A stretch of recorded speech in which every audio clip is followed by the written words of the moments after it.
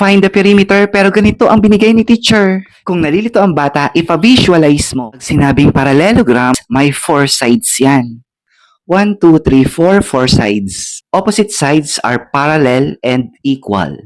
Binigay ni teacher, length ay 12 centimeters. Dito siya at yung opposite side niya, 12 din. Opposite sides equal. Yung width niya, 10 centimeters. 10 centimeters, yung opposite side niya dapat equal 10 centimeters din. 10, 10. So ganito para sa visual learners, ipag-add mo lang 10 plus 10 plus 12 plus 12. Perimeter is equal to 44 centimeters. Para naman sa alam na kung paano, ganito ang formula.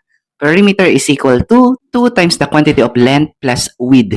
Unahin ang nasa parenthesis, 12 plus 10, 22. Magiging 2 times 22 or dalawang 22, 44.